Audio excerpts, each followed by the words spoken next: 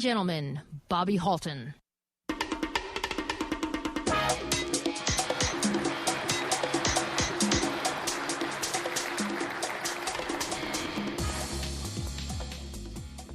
Before I begin, I'd ask a favor of everyone.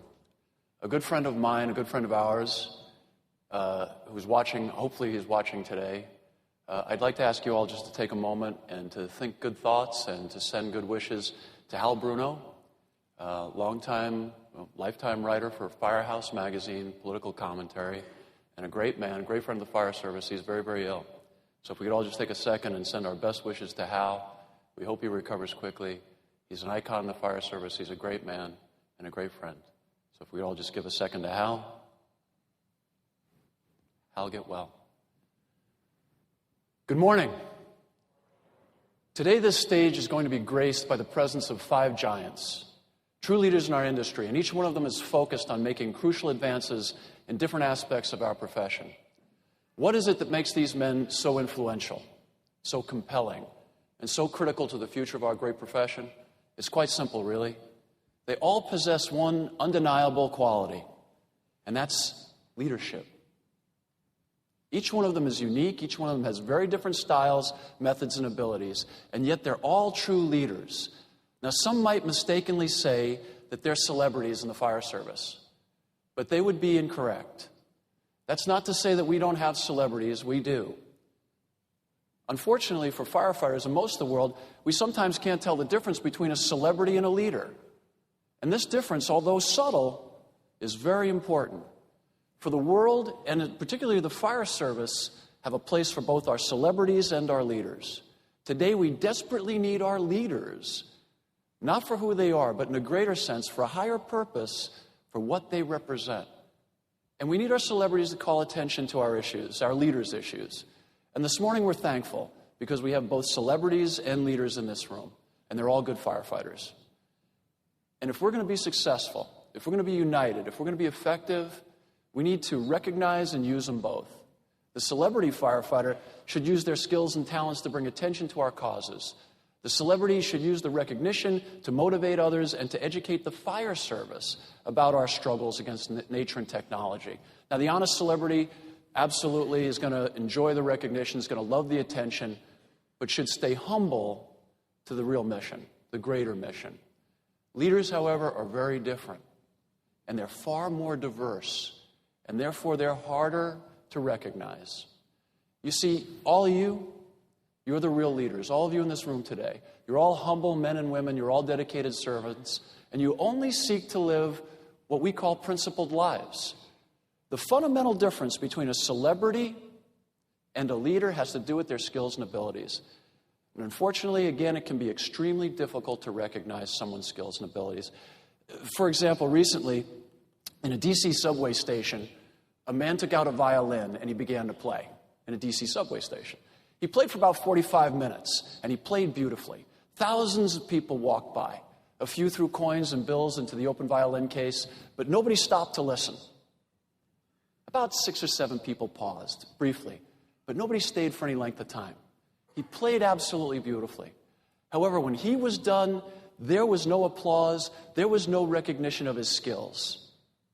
And undoubtedly, if we had been on that subway platform, we wouldn't have recognized his skills either. Most of us lack the understanding of the complexity of violin music. And so his celebrity is not universally recognized. See, we all have these blind spots in our vision, an inability to recognize others' skills. However, our views of principles, of values, are commonly held views, shared by all Americans and particularly by all firefighters. So if we recognize this shared collective vision, it demands that we be ever more vigilant of what we mean to each other and what we mean to our communities. Oh, the guy playing the violin in the D.C. subway station? His name was Joshua Bell. He's arguably the greatest violinist of all time, a great celebrity and a very good person. The piece he played that day involved some of the most intricate and beautiful violin music ever written. The violin was worth $3.5 million. They had cameras on him. That 2 days before he played in that D.C. subway station, he played to sold-out audiences where the average ticket went for over $100. But you see, these DC subway riders who heard the music couldn't be expected to appreciate or recognize how well it was played. They're not trained musicians. They're just regular folks. Mr. Bell may be the most skillful violin player in the world, but violin music doesn't connect us emotionally and any personal feelings to anything we value. Violin music doesn't get us emotionally, not the way real leaders' lives do. But how could it matter? I mean, what difference could it really make? Firefighters don't lead the entire country. What we do or represent matters little, except to us.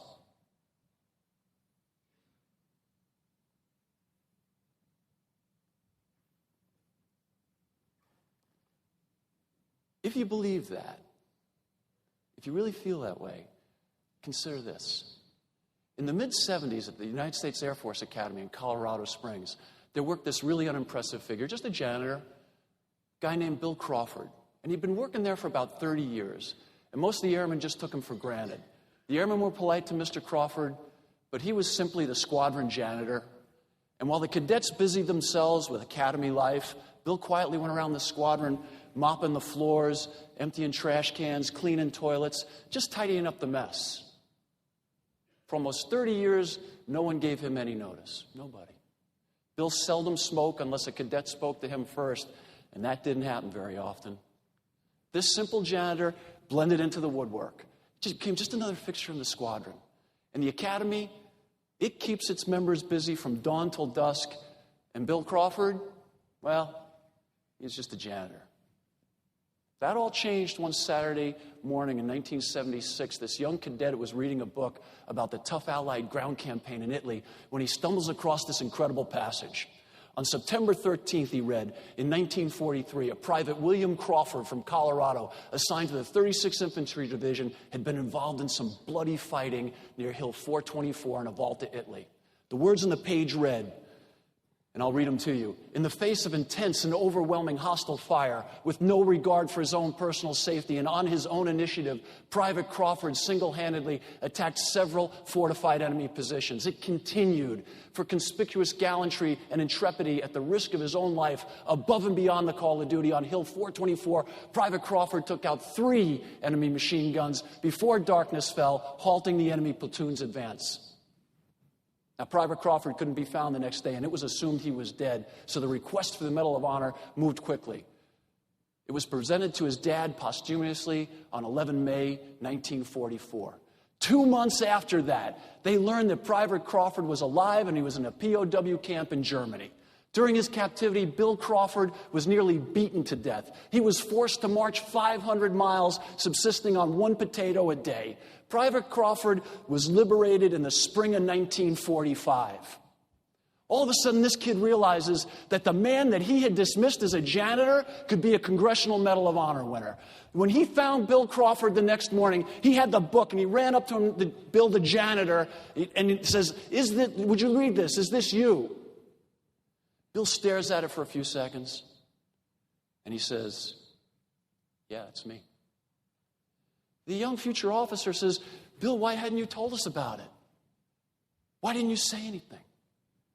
And Bill said, that was one day in my life, and it happened a long time ago.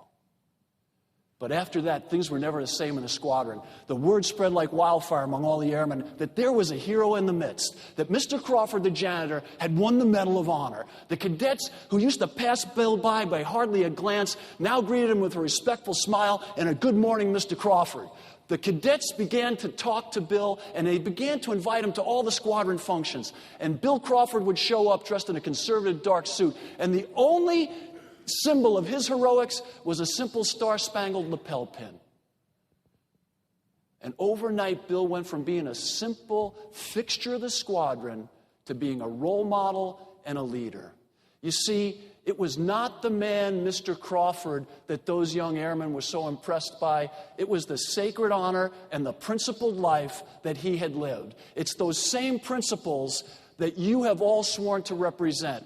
those same principles that you all honor and which the men who are going to follow me on this stage here today have so honorably embodied their entire careers. The airmen recognized Mr. Crawford as a true leader, not only how he had lived that day, that heroic day in Italy, but the way he diligently and deliberately honored his work as a janitor, the way he honored themselves and them and himself with his gentle and humble manner. And so today you too are recognized as leaders, and you too are recognized that way, not as individuals, but because of the collected experiences and history and the sacred honor that the world sees in each and every one of you. These leaders that we'll enjoy this morning were much like Bill Crawford. They have all shown their heroism. They have all displayed their courage. But now they choose to serve us in different ways, behind the scenes, cleaning up messes with contracts and relationships, diligently and quietly going around mopping up spills in the government and on the fire ground, setting an example for us with their highly principled and honorable lives. And so this morning, let's enjoy the talents of our celebrities and let's honor the sacrifices and the hard work of our leaders. But let's understand the difference between the two and not confuse them. Let's remember that the celebrity is only recognized by those who are familiar with the work and the difficulty of the skills that they've mastered. And firefighter celebrities are good firefighters first, or they couldn't exercise those talents for our mission. But celebrity firefighters only exist within our community. I'm going to urge you, though, to be very aware that undeniably the leadership of the American Fire Service and the Canadian Fire Service is another matter altogether. For example, the man or woman seated next to you in this room right now and the 5 heroes who are going to honor us with their time this morning have relevance far beyond just the community of firefighters. Today, the chief or the firefighter who might be sitting next to you, perhaps yesterday morning, left an entire school board more aware of the need to provide immediate and competent fire-based EMS to their school and their community. The lieutenant or the chauffeur who's sitting next to you, perhaps just the other week, led their entire department to understand the responsibility to recognize and prepare for more increasingly and complex fires. And the union officer or the volunteer chief who's sitting next to you, side by side in this room, both probably left a meeting where they honestly and passionately explained why more firefighters are so desperately needed. They risked their future advancements with reckless abandon because they so deeply understand that only a fool believes you can do more with less, and that numbers equal safety on the fire ground. You are the...